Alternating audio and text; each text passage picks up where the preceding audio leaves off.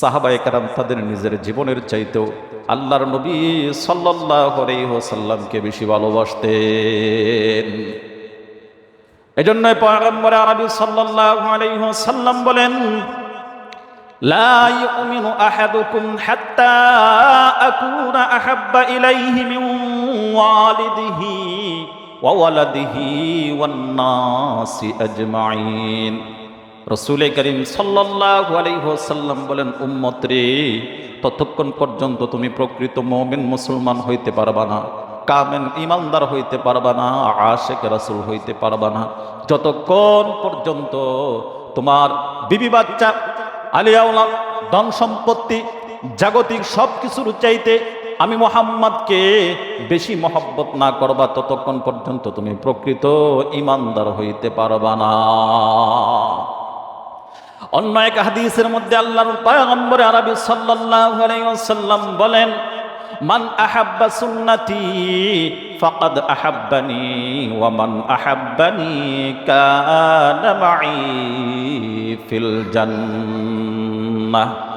আল্লাহর নবী বলেন, উম্মতের দল, আমি পয়গম্বরকে মহব্বত করার মানে হলো 1450 বছর আগে পয়গম্বর আরবি সাল্লাল্লাহু আলাইহি ওয়াসাল্লাম দুনিয়ার জমিন ছেড়ে চলে গেছেন, মদিনাতুল মুনাওয়ারার রওজাতুল আতহারের মধ্যে শুয়ে আছেন। এবার তো উম্মত পয়গম্বরকে পাবে না, তাহলে পয়গম্বরকে মহব্বত করবে কিভাবে? সেজন্যই রাসূল সাল্লাল্লাহু আলাইহি ওয়াসাল্লাম আরো 1450 বছর পূর্বেই উম্মতকে সেই রাস্তা দেখিয়ে দিয়েছেন, সেই বার্তা দিয়ে গিয়েছেন। আর তা হলো, নবীজি বলেন, মান আহাব্বা সুন্নতি, যদি কোনো একজন ব্যক্তি আমি আল্লাহর পয়গম্বরকে মহব্বত করতে চায়, তাহলে সে যেন মান আহাব্বা সুন্নতি ফাকাদ আহাব্বানি ওয়া মান আহাব্বানি, সে যেন আমি রাসূলের সুন্নতকে আঁকড়ে ধরে, আমি রাসূলের সুন্নাহ আদর্শকে গ্রহণ করে, যদি কোনো একজন ব্যক্তি আমি পয়গম্বর সুন্নাহকে গ্রহণ করতে পারে, তার জিন্দেগিতে, আমলের জিন্দেগিতে গঠন করে নিতে পারে, নবীজি বলেন, মান আহাব্বা সুন্নতি ফাকাদ আহাব্বানি ওয়া মান আহাব্বানি কানা মাই ফিল জান্নাহ। নবীজি সাহাবায়ে কেরামদেরকে এইভাবে দুইটি আঙ্গুল একত্রিত করে পাশাপাশি করে সাহাবায়ে কেরামদেরকে বললেন, ও আমার সাহাবীরা, যেই ব্যক্তি আমি পয়গম্বরের সুন্নাহ আদর্শকে তার জীবনের মধ্যে অ্যাকসেপ্ট করেছে, গ্রহণ করে নিয়েছে, নবীজি দুই আঙ্গুল এইভাবে দেখাইয়া বলেন, আমি আর ওই ব্যক্তি জান্নাতের ভিতরে এইভাবে দুই আঙ্গুলের মতন পাশাপাশি বসবাস করব। চিৎকার মেরে বলেন সুবহানাল্লাহ। নবীজি বলতেছেন, এইভাবে দুইটা আঙ্গুল যেমন পাশাপাশি, ঠিক তেমনি ভাবে ওই সুন্নাত পালন করেওয়ালা ব্যক্তি এবং আমি পয়গম্বর জান্নাতের ভিতরে এইভাবে পাশাপাশি বসবাস করব। সুবহানাল্লাহি ওয়া বিহামদিহি। প্রিয় মুসল্লিয়ানে কেরাম, আমি ইসলামের স্বর্ণযুগের ইতিহাসদের মধ্য থেকে একটি ওয়াকিয়া, একটি ঘটনা আমি আপনাদের খেদমতে তুলে ধরতে চাই। আমরা তো আশিক রাসূল দাবিদার, আমাদের দেশের মধ্যে তো আর আশিক রাসূলের অভাব অনটন নাই। যতাই ততাই আশিক রাসূল পাওয়া যায়। মসজিদের মধ্যে 5 কেজি 10 কেজি জিলাপি নিয়ে আসে, হুজুর নামাজের পরে মিলাদ হবে। কারণ কেন? আশিক রাসূল, রসুলের মহব্বতকারী, রসুলের নামে দরুদ পড়তে চাই। ও মুসলমান ইমানদার ভাইয়েরা আমার, দুঃখের বিষয় হলো ওই জায়গায় আল্লাহর রসুলের আশিকের দাবিদার বটে হাজারো লাখ কোটি মানুষ যতাই ততাই যেখানে সেখানে পাওয়া যাবে, বাট প্রকৃতপক্ষে যদি নামাজের কথা বলা হয় তখনই মাথা গরম। হুজুর মিলাদ পড়াইতে হবে, জিলাপি কয় কেজি লাগবে, কোনো আপত্তি নাই, নিয়ে যান। হুজুর মাদ্রাসার ছাত্রদেরকে নাস্তা করাইতে চাই, দোয়ার জন্য, আম্মা আব্বার দোয়ার জন্য, রুহের মাগফিরাতের জন্য মিষ্টি কয় কেজি দিতে হবে বলেন, হাদিয়া আপনাকে কত দিতে হবে বলেন, এই ক্ষেত্রে আমাদের কোনো কমতি নাই, আপত্তি নাই। ও ভাই, দিলের খান দিয়া কথাগুলো বুঝবেন। হাদিয়া যদি আপনি আমাকে দেন, আমারই তো লাভ, নাকি আপনার লাভ? হাদিয়া যদি আপনি আমাকে দেন, লাভ কি আপনার না আমার হইতেছে? জাগতিক দিক থেকে 500 1000 টাকা 200 টাকা আপনি আমাকে দিলেন, এটা তো আমি পাইতেছি, আমার পকেট গরম হইতেছে। তাহলে আমি এই হাদিয়ার বিরুদ্ধে আমি কেন ওয়াজ করব? আমারটাই আমার মাথায় আমি কেন কোরাল দেব? এমন আহাম্মক আমি নাকি? আপনার বিবেক নামক আদালতকে প্রশ্ন করে দেখেন। হাদিয়া দেওয়াও সুন্নত, নেওয়াও সুন্নত। হাদিয়া দেওয়া ভালো, হাদিয়া গ্রহণ করাও ভালো, এটা রাসূলের একটা সুন্নত। কিন্তু মুসলমান ইমানদার, এই হাদিয়া দেওয়া নেওয়া উভয়টার চাইতে আগে তো আপনার আমার দায়িত্ব ছিল নামাজ। নামাজ নামাজ নামাজ, 5 ওয়াক্ত নামাজ আপনার জিম্মায় আমার জিম্মায় ফরজ করে দিয়েছেন আল্লাহ তাআলা। অথচ এই 5 ওয়াক্ত নামাজের বেলায় মুসল্লি পাওয়া যায় না মসজিদে, মিলাদের সময় মুসল্লির অভাব হয় না। এটা কিয়ামতের লক্ষণ অন্যতম, যে মানুষ ফরজগুলো থেকে মুখ ফিরিয়ে নিবে আর নফলের দিকে মানুষ লাফালাফি করে দৌড়াদৌড়ি করবে। আপনি মিলাদ পড়ান, দোয়া পড়ান, আম্মা আব্বার রুহের মাগফিরাতের জন্য দোয়া আপনি পড়াইবেন না তো পড়াইব কে? আপনি তো পড়াইবেন। কিন্তু আপনার পড়ানোর আগে তো আপনার করণীয় ছিল আপনার 5 ওয়াক্ত নামাজ আপনার জিম্মায় যেটা ফরজ আছে সেটাকে আপনি আদায় করা। আমি যে ইতিহাসের কথা বলেছিলাম, ইসলামের স্বর্ণযুগের একটি ইতিহাস হলো আমাদের মতন আড়াই ফেসের জিলাফির আশেকে রসুল ছিল না সাহাবায়ে কেরাম, তাবেইন, বুজুর্গানে দিনারা। আমাদের মতন আড়াই ফেসের জিলাফির মধ্যে তাদের ভালোবাসা সীমাবদ্ধ বেঁধে রেখেছিল না। বাগদাদের বাদশাহ ছিলেন সুলতান নুরউদ্দিন জঙ্গি রাহিমাহুল্লাহ। বাগদাদ শহরের প্রেসিডেন্ট ছিলেন, একজন বাদশাহ ছিলেন, ধার্মিক একজন বাদশাহ ছিলেন। এই নুরউদ্দিন জঙ্গি রাহিমাহুল্লাহু তাআলা আনহু, তিনি একবার ঘুমের মধ্যে বিভোর ছিলেন, ঘুমাইতেছিলেন। ঘুমের মধ্যে হঠাৎ করে এমত অবস্থায় স্বপ্নের মাধ্যমে দেখেন দু জাহানের রহমাতের নবী পয়গম্বর আরবি সাল্লাল্লাহু আলাইহি ওয়াসাল্লাম তিনার স্বপ্নে সাক্ষাৎ করে নিয়েছেন। সুবহানাল্লাহ বলেন। পয়গম্বর আরবি তার স্বপ্নের মাধ্যমে দেখা করলেন। দেখা করে ওই সুলতান নুরউদ্দিন জঙ্গি রাহিমাহুল্লাহু তাআলা আনহুকে জিজ্ঞাসা করলেন, এ সুলতান নুরউদ্দিন, শোনো, মদিনাতুল মুনওয়ারার মধ্যে আমার কবরের মধ্যে আমার রওজার পাশে 3 জন যুবক আমার উপর অত্যাচার করতেছে, আমার উপর অনাচার করতেছে, অবিচার করতেছে, আমাকে ডিস্টার্ব করতেছে, আমাকে কষ্ট দিচ্ছে। ও বাগদাদের বাদশাহ সুলতান, এই 3 যুবককে তুমি ব্যবস্থা গ্রহণ করো। যেহেতু তুমি একজন বাদশাহ, যেহেতু তুমি একজন প্রেসিডেন্ট, সুতরাং আমি রসুলের দুশমন এই 3 জন, এই 3 জনের বিরুদ্ধে তুমি অ্যাকশন নাও। এবার সুলতান নুরউদ্দিন জঙ্গি রহমাতুল্লাহ আলাইহি ঘুম থেকে জাগ্রত হয়ে গেলেন। জাগ্রত হয়ে শরীরের মধ্যে একটা কম্পন তৈরি হয়ে গেল। হায় হায়, কি এমন স্বপ্ন দেখলাম! আমি তো ইসলামী রাষ্ট্র পরিচালনা করতেছি, বাগদাদ তো ইসলামী রাষ্ট্র ছিল, ইসলামী রাষ্ট্র খেলাফত পরিচালনা করতেছি। পয়গম্বর আমাকে এমন ধরনের স্বপ্ন দেখাইলেন কেন? না জানি দেশের জন্য কোনো বিপদ আসতেছে, না জানি দেশের জন্য কোনো মুসিবত আসতেছে। হাজারো চিন্তা চেতনা তিনাকে ঘিরে ফেলেছেন। তিনি বিভিন্ন চিন্তার মধ্যে বিভোর হয়ে গেলেন। না জানি আমি কোনো অন্যায় করেছি, না জানি কোন ভুল করেছি, নবীজি কেন আমাকে এইভাবে দেখাইলেন?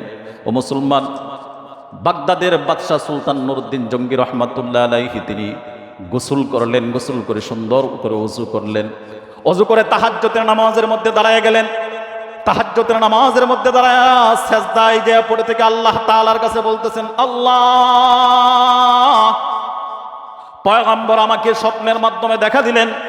পয়গম্বর 3 যুবকের কথা বললেন, মালিক আমি তো জানি না কি হতে যাচ্ছে আমার দেশের মধ্যে, এবং নবীজির সঙ্গে কি হতে যাচ্ছে আমি নিজেও জানি না। আয় আল্লাহ তাআলা, মেহেরবানি করে আমাকে তুমি জানাইয়া দাও, আমাকে তুমি অবগত করে দাও, পয়গম্বর এই স্বপ্নের মাধ্যমে আমাকে কি বুঝাইতে চেয়েছেন। এমন করতে করতে নামাজ শেষ করে দোয়া করে আবার ঘুমের মধ্যে চলে গেলেন।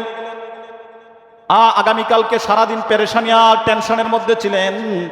সারাটা দিন অতিবাহিত হওয়ার পরে যখন আবার ঘুমের মধ্যে গেলেন, পরের দিন রাতে আবার ঘুমের মধ্যে দু জাহানের নবী পয়গম্বর আরবি সাল্লাল্লাহু আলাইহি ওয়াসাল্লাম আবার তিনার সঙ্গে স্বপ্নের মাধ্যমে সাক্ষাৎ করলেন। এবার সাক্ষাৎ করার পরে ধমক দিয়ে বলতেছেন, এই সুলতান নুরউদ্দিন, আমি গতকালকে তোমাকে বলেছিলাম 3 জন দুশমন আমাকে বড় ডিস্টার্ব করতেছে, আমাকে বড় জ্বালাতন করতেছে। এই 3 জনকে প্রতিহত করার জন্য, তাদেরকে শাস্তি প্রদান করার জন্য আমি তোমার সঙ্গে গতকালকে বলেছিলাম, কিন্তু না, তুমি এখনো পর্যন্ত আমার সঙ্গে যাও নাই, আমার এই বিচারটুকু তুমি এখনো পর্যন্ত করে দাও নাই। আবার এমনটি দেখতেই দেখতে সুলতান এবার জাগ্রত হয়ে গেলেন। জাগ্রত হয়ে পেরেশানির মধ্যে বিভোর হয়ে গেল। হায় হায়, কি এমন ঘটনা ঘটতেছে, না জানি বাগদাদের মধ্যে, না জানি নবীজির সঙ্গে কোন দুর্ব্যবহার হইতেছে। তিনজন যুবকের কথা বললেন, কিন্তু আমি এই তিনজন যুবককে কোথায় পাবো? এই তিনজন যুবককে অনুসন্ধান করা তো এটা সাধারণ কোনো ব্যাপার নয়। আর এই তিনজন যুবক নবীজির সঙ্গে না জানি কোন ধরনের বেয়াদবি করতেছে।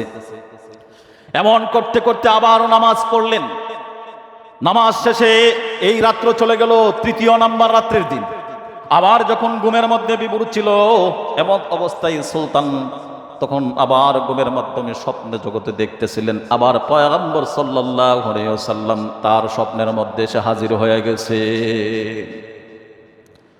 এবার সুলতান নুরউদ্দিন জঙ্গি রহমাতুল্লাহ আলাইহি, শুধু আগে দ্বিতীয়বার তো দুইবার ছিল পয়গম্বর শুধু নিজে আসছেন, কিন্তু এবার নবীজি সাল্লাল্লাহু আলাইহি ওয়াসাল্লাম এই বাগদাদের প্রেসিডেন্ট বাদশাহের নিকট একা আসেন নাই, বরং যে তিনজন যুবকের কথা পয়গম্বর বলেছিলেন সেই তিনজন যুবককে ধরে নিয়ে আসলেন এবং বাদশাহ নুরউদ্দিনকে বলতেছিলেন, এ নুরউদ্দিন দেখো দেখো, এই তিন যুবক আমাকে বড় অত্যাচার, আমাকে বড় ডিস্টার্ব করতেছে। তিন যুবককে ধরে এনে নবীজি স্বপ্নের মাধ্যমে সুলতানকে দেখাইতেছে, ও সুলতান, বাগদাদের বাদশাহ নুরউদ্দিন জঙ্গি, দেখো আমি 2 দিন পর্যন্ত তোমাকে বলেছিলাম এদের বিরুদ্ধে অ্যাকশন নেওয়ার জন্য, এদের বিরুদ্ধে তুমি কোনো কিছু করার জন্য, কিন্তু তুমি কোনো কিছু করো নাই। এবার দেখো এই তিন যুবক আমার সঙ্গে বড় দুর্ব্যবহার করতেছে, আমাকে মদিনাতুল মুনাওয়ারা রওজাতুল আতহারের মধ্যে আমাকে বড় কষ্ট দিচ্ছে। সুতরাং আমি তোমার কাছে এই তিনজনের চেহারা তুলে ধরলাম, এই তিনজনের বিরুদ্ধে তুমি অ্যাকশন গ্রহণ করো।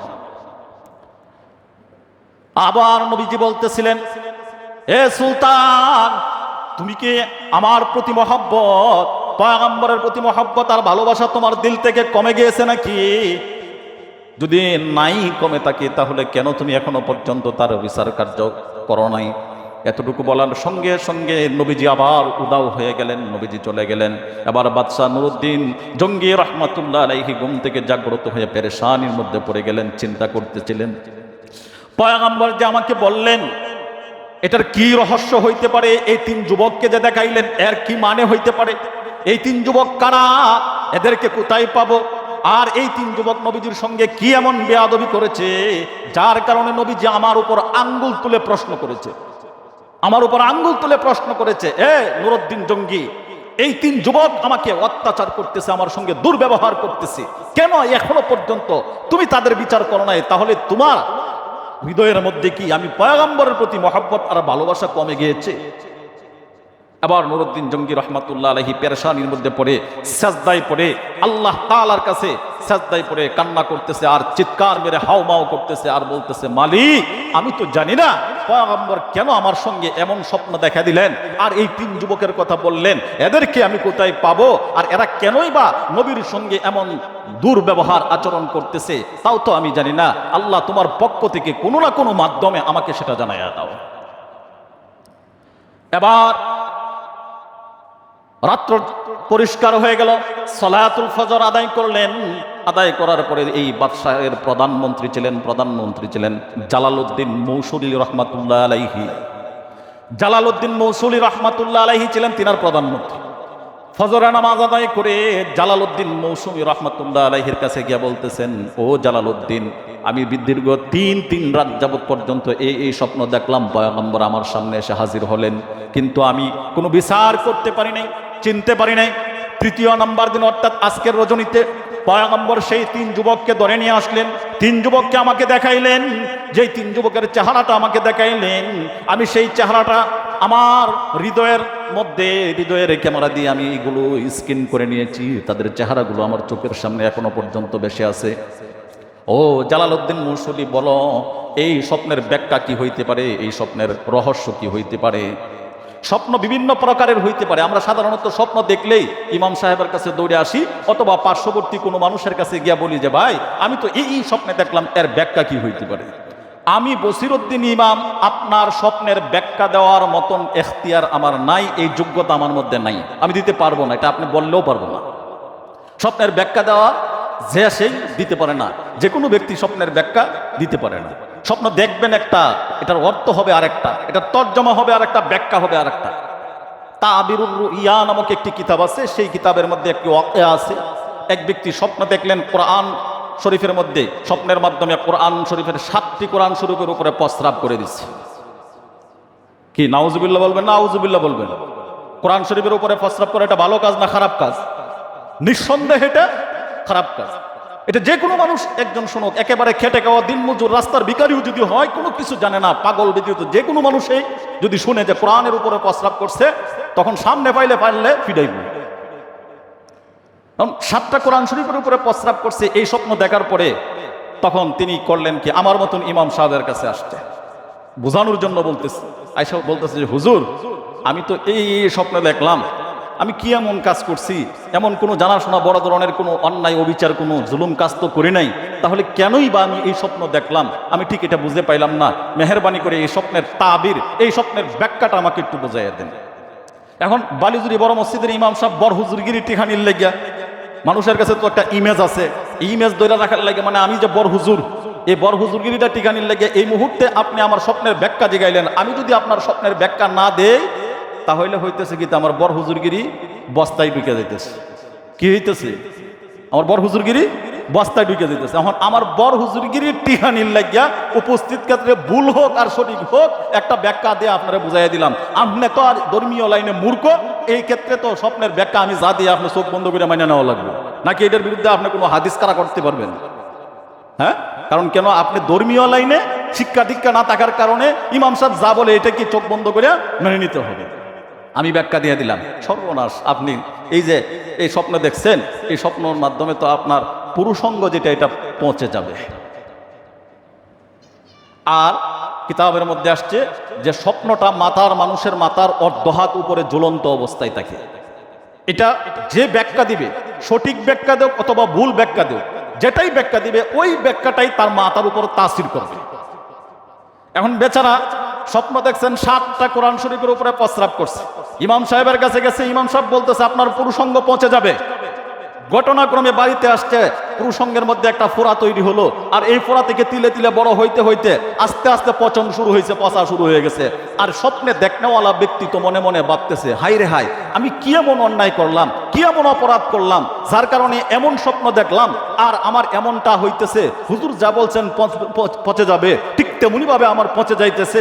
আল্লাহ, না জানি আমি কোন অপরাধ করলাম। এই মনের ভিতরে একটা অনুশোচনা, কি করলাম। তো এমনটি করতে করতে বেশ আশেপাশে 2-1 আরো কয়েকজন জানলেন বিষয়টা। জানার পরে তখন বলতেছে, ভাই আপনি একটু কাজ করেন, যে কি কষ্ট করে আপনি ঢাকা বড় হুজুরের কাছে, ঢাকা জানগা চলে যান আপনি বড় হুজুরের কাছে, কেন্দ্রীয় আলেম যিনি বড় হুজুর, তিনার কাছে গেলেন। যাওয়ার পরে যায় বলতেছে যে হুজুর, আমি তো এই স্বপ্ন দেখলাম 7টা কোরআন শরীফের উপরে আমি প্রস্রাব করছি। এখন এই কোরআন শরীফের উপরে প্রস্রাব করার পরে আমি বালিজুরির ইমাম সাহেবের কাছে গেছিলাম, ইমাম সাহেব তো আমার এই ব্যাখ্যা দিছে। এখন এটার মূল রহস্যটা কি আমি তো এখনো বুঝতে পারতেছি না। আমি তো এখন এমন কোনো জঘন্যতম বড় অপরাধ করি নাই যে আমার শাস্তি এমনটা হতে পারে, কিন্তু আমার কেন এই স্বপ্ন দেখলাম আর এমন শাস্তি কেন আমি ভোগ করতেছি? আবার বড় হুজুরে বলতেছে, আরে মিয়া, তুমি তো স্বপ্ন খারাপ দেখো নাই। সুবহানাল্লাহ বলে, তুমি তো স্বপ্ন খারাপ দেখো না, ভালো স্বপ্নই দেখছো। মানে কি? মানে হলো তুমি বিবাহ করবা, বিবাহ করার পরে তোমার 7টা সন্তান হবে। এই 7 কোরআন শরীফের উপরে প্রস্রাব করা, এই স্বপ্ন দেখার মানে হলো 7 সন্তানই আল্লাহ তাআলা কোরআনের হাফেজ বানায় দিবে। চিৎকার করে বলেন সুবহানাল্লাহ। তাহলে কোন ব্যাখ্যা কোন দিকে গেল? কোন ব্যাখ্যা কোন দিকে গেল? দেখছে কোরআন শরীফের উপরে প্রস্রাব করছে, বলছে পচে যাবে, পচে গেল। কারণ কেন? ভুল ব্যাখ্যা দিলে সেই ভুল ব্যাখ্যাটাই তার উপরে প্রভাব করে। মূলত ব্যাখ্যা হলো যে না, তার 7 সন্তান হবে, 7টা সন্তান ওই কোরআনের হাফেজ হবে। এই ব্যাখ্যা যখন দিল, বাড়িতে আসছে, আস্তে আস্তে ক্রমান্বয়ে ভালো হইতে শুরু করছে, এক পর্যায়ে সুস্থ হয়ে গেল। ঠিকই বিবাহ করছে, 7 সন্তান হয়েছে। পরবর্তীতে ওই ব্যক্তির 7 সন্তান আল্লাহ কোরআনের হাফেজ বানাইয়া দিয়েছেন। সুবহানাল্লাহ। মহতারাম মুসল্লিয়ান একরাম, আমি এই কথাটাই বলতেছিলাম, স্বপ্ন দেখলে পরে যার কাছে ইচ্ছা তার কাছে এটার ব্যাখ্যা জানা যাবে। কথা বলেন না কেন? জানা যাবে না। যদি ভুল ব্যাখ্যা দেয়া দেয় তাহলে খবর আছে, এই ভুলটাই আপনার উপরে তাসির করবে। হ্যাঁ, কোনো মানুষ যদি অজানা অবস্থায় আমার কাছে স্বপ্নের ব্যাখ্যা জানতে চায়, জিজ্ঞাসা করে, তখন আপনি স্বপ্নটা শোনার পরে আপনি তো আর এটা ব্যাখ্যা দেওয়ার মতন কোনো যোগ্যতা রাখেন না, আমি যোগ্যতা রাখি না, তখন আমার আপনার করণীয় হইল, ভাই আলহামদুলিল্লাহ, যেটা দেখছো বালাই দেখছো। বলেন যেটা দেখছো এটা বালাই দেখছো, বেশি থেকে বেশি হইলে ভাই 2-4টা এতিমরে খাওয়াইয়া দাও, বা একটু এই মাদ্রাসা মসজিদে কিছু দান দক্ষিণা করে দাও, এতিম বাচ্চাদেরকে কিছু দান দক্ষিণা করে দাও। ব্যাখ্যা দেওয়ার জন্য শীর্ষস্থানীয় আলেম লাগে, ব্যাখ্যা দেওয়ার জন্য শীর্ষস্থানীয় আলেমের, অভিজ্ঞ আলেম, বুজুর্গের প্রয়োজন, বুজুর্গ টাইপের মানুষ লাগবে। আমার মতন বসিরউদ্দিন মার্কা মানুষে কখনো এই স্বপ্নের ব্যাখ্যা দেওয়ার মতন এখতিয়ার আমি রাখি না। জালালউদ্দিন মৌসুলী রহমাতুল্লাহ আলাইহি তিনার প্রধানমন্ত্রীর কাছে ওই নুরুদ্দিন জঙ্গি রহমাতুল্লাহ আলাইহি বলতেছেন যে, প্রধানমন্ত্রী, আমি তিন রাত যাবত পর্যন্ত স্বপ্ন দেখলাম নবীজিকে এইভাবে, পয়গম্বর আমার কাছে এসে বলতেছেন 3 জন যুবক নাকি নবীজিকে জ্বালাতন করতেছে, এদেরকে আইনের আওতায় আনার জন্য, এদেরকে বিচার করার জন্য, এর ব্যাখ্যা কি হইতে পারে? এবার জালালউদ্দিন মৌসুলী রহমাতুল্লাহ আলাইহি বলতেছেন, বাদশাহ, এই স্বপ্নের একটা ব্যাখ্যা আমার ধারণা অনুযায়ী বেশ কয়েকটা হইতে পারে। তার মধ্যে একটা ব্যাখ্যা হইল, পয়গম্বর হয়তো মদিনাতুল মনোয়ারার মধ্যে, রওজাতুল আতাহারের মধ্যে কোনো মুসিবতের মধ্যে আছেন। তাহলে কি করণীয়? চলেন কাফেলা নিয়ে সেই মদিনাতুল মনোয়ারার দিকে।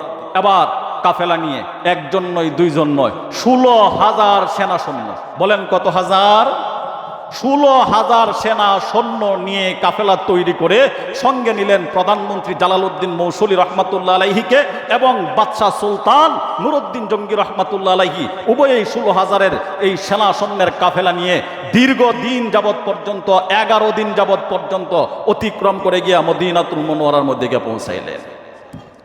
আর এই 11 দিনের ভিতরে যখন স্বপ্ন দেখলেন, স্বপ্ন যেদিন দেখলেন সেই দিন থেকে শুরু করে এই নুরউদ্দিন জঙ্গি রহমাতুল্লাহ আলাইহি, বাগদাদের বাদশাহ, তিনি আহার করা একেবারে টোটাল বন্ধ করে দিলেন। শুধু পানির মাধ্যমে তার জীবন পরিচালনা করতেছে। তিনি প্রতিজ্ঞাবদ্ধ হলেন, আমি এই স্বপ্নের ব্যাখ্যা যতক্ষণ পর্যন্ত চূড়ান্ত পর্যায়ে জানতে না পারবো এবং নবীজি যেই বিপদ আর মুসিবতের মধ্যে পড়েছেন সেই মুসিবত থেকে আমি যতদিন পর্যন্ত এই পয়গম্বর আরবীকে উদ্ধার করতে না পারবো, আমি প্রতিজ্ঞা করলাম ঠিক ততদিন পর্যন্ত আমার এই পেটের ভিতরে পানি ব্যতীত অন্য কোনো আহার প্রবেশ করাইব না। চিৎকার মেরে বলেন সুবহানাল্লাহ।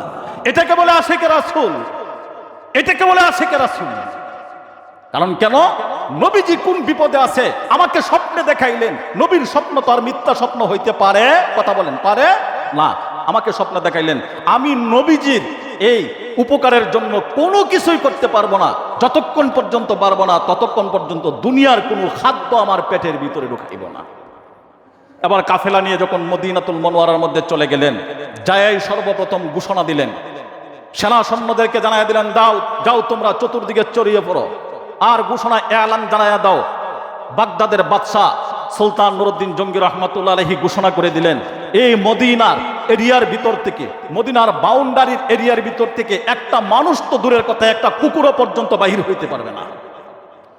গিয়ে বলো, বাদশাহ সুলতান নুরউদ্দিন জঙ্গির অনুমতি ব্যতীত একটা কুকুরও, একটা বিড়ালও পর্যন্ত এই মদিনার এরিয়ার বাহিরে যাইতে পারবে না। বাহির থেকে ঢুকতে পারবে, কিন্তু এখান থেকে বাহিরে যাওয়া টোটাল বন্ধ করে দাও। যাওয়ার পরে স্থানীয় মানুষদের সঙ্গে সাক্ষাৎ করলেন। সাক্ষাৎ করার পরে তখন বলতেছেন যে, দেখেন, আমি দীর্ঘদিন পরে আপনার মদিনাতুল মুনাওয়ারার মধ্যে আসলাম, আপনাদের সঙ্গে আমার মোলাকাত সাক্ষাৎ হয়েছে, এবার আপনাদেরকে আমি কিছু মেহমানদারি করতে চাই। তিনি একটা কৌশল অবলম্বন করলেন লোকগুলোকে বাহির করার জন্য। এবার তিনি বলতেছেন, আমি আপনাদেরকে একটু মেহমানদারি করাইতে চাই, মেহরবানি করে যদি আপনারা অনুমতি দেন। বললেন, ঠিক আছে, আপনি মেহমানদারি করান। সবাইকে দাওয়াত দেওয়া হলো মদিনার এরিয়ার বাউন্ডারির ভিতরে। মদিনার এরিয়াটা তো সাধারণ কোনো এরিয়া না, হ্যাঁ, বিশাল আকৃতির এরিয়া। বললেন 7 দিন পর্যন্ত খানার আইটেম করলেন, আয়োজন করলেন। এলাকার এমন কোনো মানুষ নাই, সেনা সৈন্যদেরকে জানাইয়া দিলেন, ছোট থেকে বৃদ্ধা যত শ্রেণীর মানুষ আছে, নারী পুরুষ সমস্ত মানুষদেরকে দাওয়াত দিয়া দাও, আমি তাদেরকে মেহমানদারি করাইতে চাই। দাওয়াত দেওয়া হলো, খানা দানার আইটেম করা হলো, খানা শুরু হলো। এক এক করে দীর্ঘ 7 দিন যাবৎ পর্যন্ত এই খানার আইটেম করলেন। কিন্তু নবীজি যে স্বপ্নের মাধ্যমে ওই 3 যুবককে দেখাইয়াছিলেন, সেই 3 যুবকের চেহারা এই 7 দিনের ভিতরে একজনের মধ্যেও পান নাই। আবার পেরেশানির মধ্যে পড়ে গেলেন। আরো 7 দিন, আরো 7 দিনের মেহমানদারির দাওয়াত। দেখো, মেহমান আত্মীয় স্বজন দূরে থেকে যারা আসছে তাদেরকেও দাওয়াত দাও। কোনো একটা মানুষ যেন এই মদিনার এরিয়ার ভিতরে বাকি না থাকে দাওয়াত দেওয়ার জন্য। আর যদি কোনো একজন ব্যক্তি আসতে চায় না, তাহলে তাকে জোরপূর্বক বেঁধে হলেও দাওয়াত আইনা খাওয়াইতে হবে। বাদশার অর্ডার। আবার সকল দিকে মানুষ চড়াইয়া পড়লেন, আসতেছে 14 দিন পর্যন্ত খানা খাওয়ানো হলো। কিতাবের মধ্যে আসছে 14 দিনে এমন কোনো মানুষ বাকি নাই যে খানা খায় নাই। তখন সেনা সৈন্যদেরকে জিজ্ঞাসা করতেছে, এখনো পর্যন্ত কি আরো কেউ বাকি আছে? না, আর কেউ বাকি নাই। আবার বাদশা বলতেছে, ওই 3 যুবকের চেহারা তো এই 14 দিনের ভিতরে একজনের মধ্যেও পাই নাই। আবার পেরেশানির মধ্যে পড়ে গেলেন, হায় হায় কি উপায় হবে, আমি কিভাবে এই 3 জনকে বাহির করব।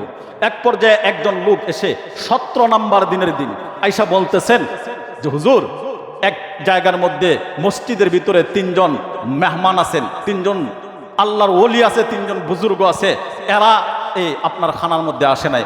কেন আসে নাই? যে তারা মসজিদ থেকে বাহির হয় না, শুধু ইবাদত গুজারির মধ্যে নামাজ, জিকির, আজকার, কোরআন তেলাওয়াত এই আমলের মধ্যে কাটাইয়া দেয়। তারা বাহিরে যায় না, কোনো নারী পুরুষের সঙ্গে কোনো সাক্ষাৎ নাই, কারোর সঙ্গে কোনো ধরনের কোনো কথাবার্তা নাই। তারা বুজুর্গ টাইপের মানুষ, আল্লাহর ওলি। তারা করতেছে কি, এই মসজিদের ভিতরে তাইকা ইবাদত বন্দিগি করে কাটাইতেছে। তারা মসজিদ থেকে বাহির হয় না, এজন্য মসজিদ থেকে বাহির হয় না। অন্য কাহারো বাড়ির যে দাওয়াতও সে গ্রহণ করে না, দাওয়াতও খায় না, এজন্য তারা এই মসজিদ থেকে বাহির হয়েছে না। এবার বাদশাহ নন্দন বলতেছে, যাও তাকে যে আমার কথা গিয়া বলো যে বাগদাদের বাদশাহ সুলতান নুরউদ্দিন জঙ্গি বলছে আসার জন্য, এরপরেও যদি না আসে প্রয়োজনে বেঁধে নিয়ে আসবা। এক পর্যায়ে তখন চলে গেল, যা বলতেছে বাদশাহ নন্দন আপনাকে খবর দিছে যাওয়ার জন্য, চলেন না। তারা বলতেছে যে না, আমরা ইবাদত বন্দেগীর মধ্যে আছি, আমরা এখান থেকে বাহির হইতে চাই না। ঘটনাক্রমে স্থানীয় মানুষ যারা ছিল তারাও বলতেছে যে না, তাদেরকে তোমরা বিরক্ত করো না, তারা একজন সাচ্চা আল্লাহর ওলি। কারণ কেন, মানুষদেরকে তারা ক্রয় করে নিয়েছিল, কিনে নিয়েছিল। কিভাবে? এক সময় ওই এলাকাতে মহামারী দেখা দিয়েছিল, দুর্ভিক্ষ দেখা দিয়েছিল। তখন তারা কোটি কোটি টাকা ইনভেস্ট করে ওই গরিব দুঃখী মানুষদের মধ্যে বিতরণ করে মানুষদের হৃদয় জয় করে নিয়েছিল।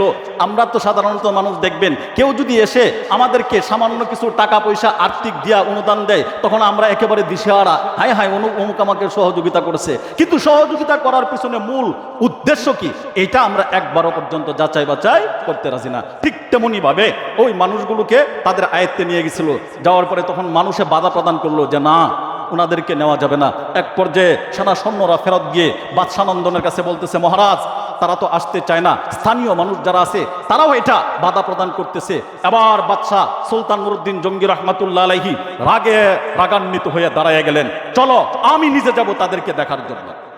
গেলেন, যাওয়ার পরে যায় দেখে হ্যাঁ ঠিকই মসজিদের ভিতরে বসে থেকে জিকির করতেছে। বাহির থেকে সালাম দেওয়া হলো, কোনো জবাব নাই। ডাক দেওয়া হলো, কোনো জবাব নাই। এক পর্যায়ে ডাকতেছে দরজা খোলার জন্য, দরজা খুলে না।